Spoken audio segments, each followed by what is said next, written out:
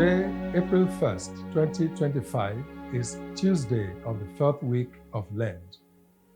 The theme for our reflection is assisting others to receive life.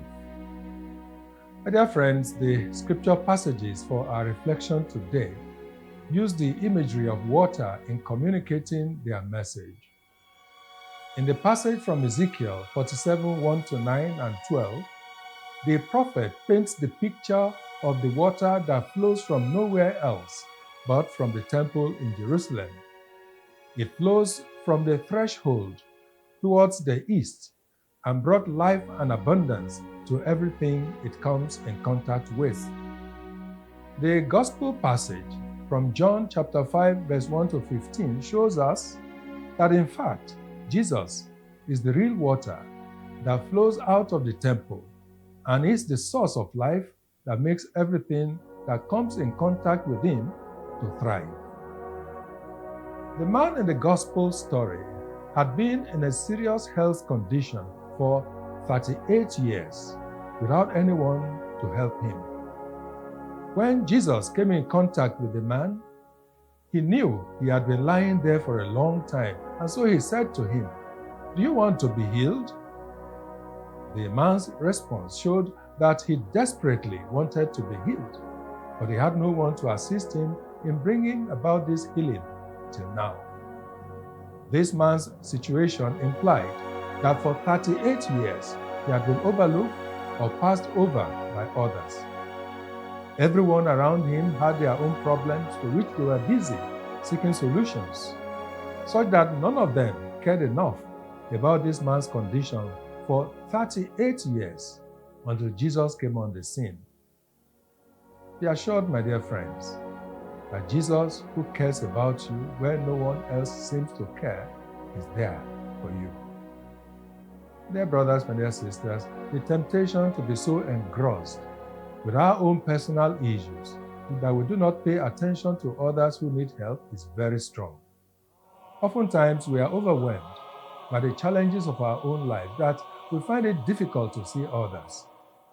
Whereas we are wired by our human condition to respond in that way, the truth is that our Christian calling does not permit us to be indifferent or non-committal to the needs of others. We must dispose ourselves to pay attention, to be sensitive to their needs even as we attend to ours.